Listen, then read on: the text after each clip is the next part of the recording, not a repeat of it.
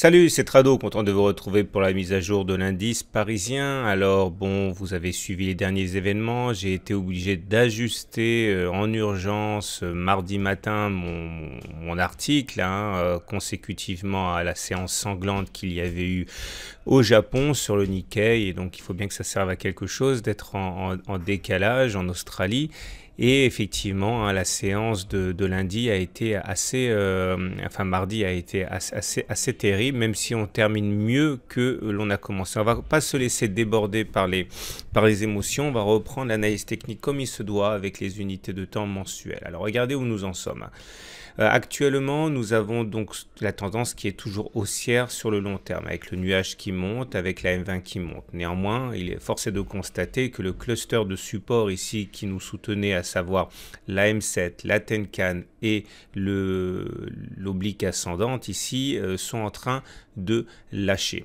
Alors, il faut également comprendre que si on devait clôturer le mois comme nous le sommes actuellement au 6 février, ce qui n'a pas beaucoup de sens, mais quand même, faisons de la science-fiction, eh bien, on aurait toujours, je l'ai dit, une tendance haussière et on pourrait tout à fait envisager un retour sur la moyenne mobile à 20 mois qui est aux alentours de 5000. Et si ces 5000 tiennent, regardez, ça ne serait pas la première fois que les 5000 tiennent. Ici, il y a eu plusieurs tests de la M20 avant de repartir vers des plus hauts. Eh bien, on serait toujours en ligne avec une reprise de la hausse et des performances 2018 favorables. Maintenant, bien sûr, on ne sait pas si la M20 tiendra, on jugera sur pièce. Là, il est clair qu'avec les mèches basses, on a bien vu au fur et à mesure que la M20 tenait, mais pour l'instant, comprenez bien que même si on devait aller chercher la M20, cela ne remettrait pas en cause la tendance haussière et cette M20, elle est à 5000 points.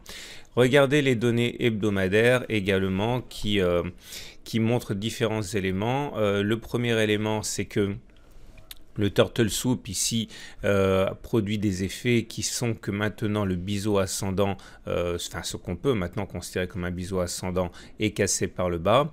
Si on devait aller chercher l'objectif numéro 2 du biseau ascendant qui est aller chercher donc le point le plus bas du biseau, ça nous amènerait également vers 5000. Donc il y a une certaine congruence au niveau des analyses.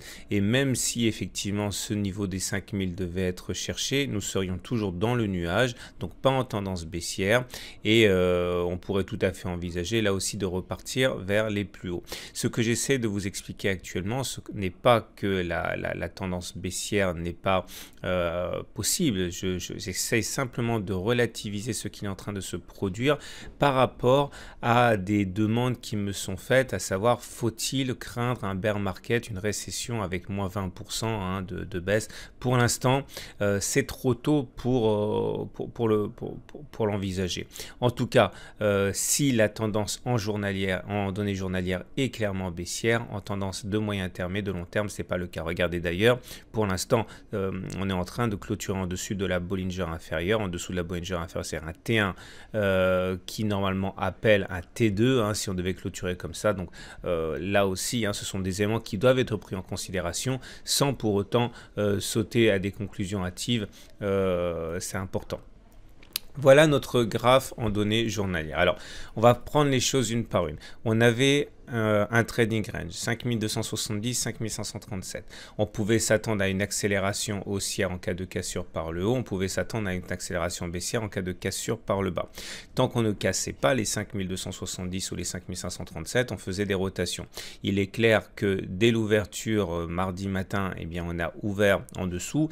Les traders agissant de manière moutonnière, et les investisseurs aussi très souvent avaient mis des stop loss en dessous de 5270. Malheureusement pour les opérateurs, eh bien les 5270 n'ont pas été cassés en séance mais en pré-séance. Autrement dit, tout s'est déclenché dès l'ouverture, expliquant pourquoi l'ouverture a été aussi terrible. Et d'ailleurs, j'expliquais dans l'article qu'il fallait faire attention parce que très souvent dans ce genre de journée, les niveaux d'ouverture sont les plus bas de la séance parce qu'il y a le déclenchement des stops, etc. Et effectivement, on voit qu'on a terminé mieux que l'on a ouvert. En tout cas, je considère toujours, donc à partir de maintenant, que la tendance en données journalières est baissière. Et il y a eu un rebond en intraday qui nous a même permis d'aller chercher les 5225, mais ça ne change rien à l'affaire pour l'instant. Du coup, et c'est la théorie qui dit ça, si on prend le trading range ici et qu'on prend la hauteur de ce trading range et qu'on le reporte en dessous du trading range du point de cassure, ça nous donnera un objectif comme par hasard, pile poil à 4995, 5000, le point le plus bas de la jambe de baisse à laquelle on a assisté entre mai 2017 et août 2018. Alors, à partir de là, c'est un objectif qui est tout à fait possible.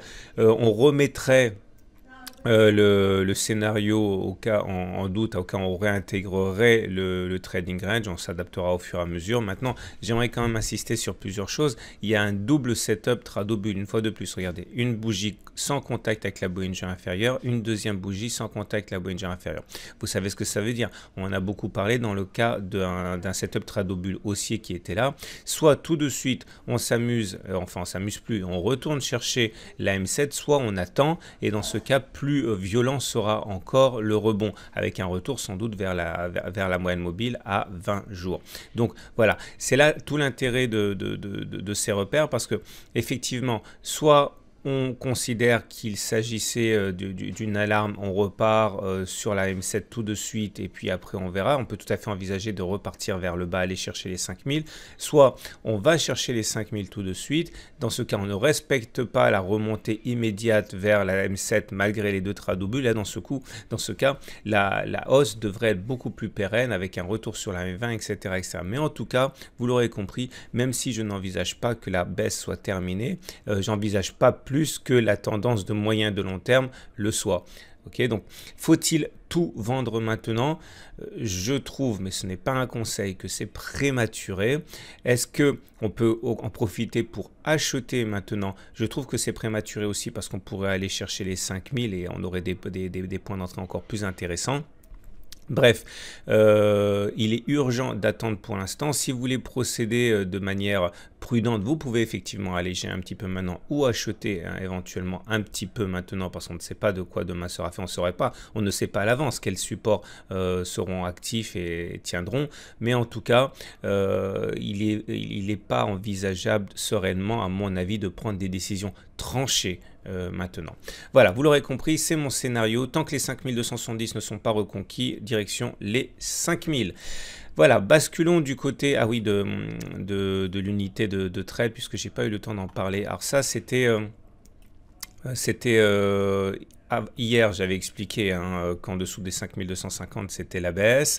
Maintenant, j'ai réactivé, j'ai modifié un petit peu compte tenu de ce qui s'est passé hier. Je considère que voilà, entre 5250 et 5085, eh bien, on peut tout à fait faire des oscillations. Accélération baissière de 5085 à 5051 et ensuite en dessous de 5040, accélération baissière jusqu'à 5010. Ça, c'est a priori ce que j'ai en tête. Voilà.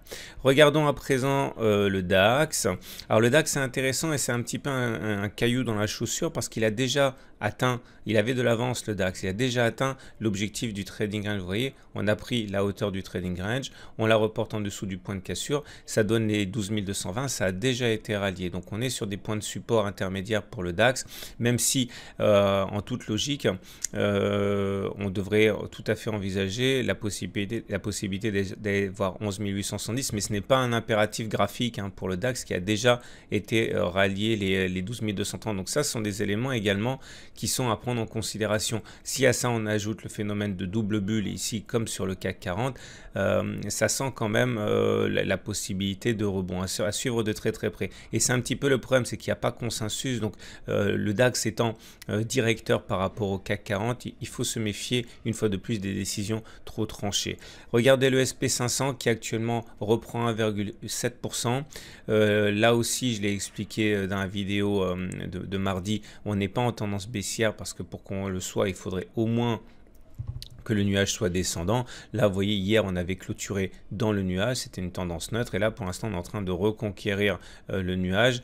Bon, pour l'instant, c'est une correction simple, pas de tendance baissière pour le SP500, pas plus que pour le Dow Jones, qui lui aussi aujourd'hui signe une séance agréable à 2,33%, repassant dessus du nuage sans qu'il y ait de twist, même sans qu'il y ait de tendance baissière sur le Dow Jones. Donc voilà, encore une fois, hein, sur les indices US, ça me semble quand même prématuré hein, de parler de baisse de moyen terme. Alors j'aimerais simplement en reparler parce que j'ai oublié les gaps, les fameux gaps journaliers nombreux qui ont été ouverts tout au long de l'ascension, hein, ici, hein, qui alarmait quand même beaucoup d'analyses techniques. Bon, il y en a pas mal qui ont été comblés, notamment celui-là et celui-là. Celui-là a été gapé. Et celui-là n'a pas encore été comblé. Certains diront d'ailleurs c'est un signe que la consolidation doit reprendre. Et dernière chose, regardez la longue mèche haute du CAC 40 hein, qui montre bien que les baissiers n'ont pas du tout abandonné la partie. Faites attention. Les volumes d'ailleurs montrent bien hein, avec cette hausse ici qu'il s'est passé quelque chose d'important. Pour les fondamentaux, je vous envoie au petit article que j'ai écrit sur le VIX et qui explique également hein, la panique à laquelle on assiste actuellement. Donc lisez bien l'article d'accompagnement. Voilà, bonne journée et ne paniquez pas, soyez serein, sachez où vous allez et ensuite éventuellement prenez des décisions, mais ne réagissez pas de manière trop émotive hein, face à ces variations très importantes. Hein. À demain pour la mise à jour.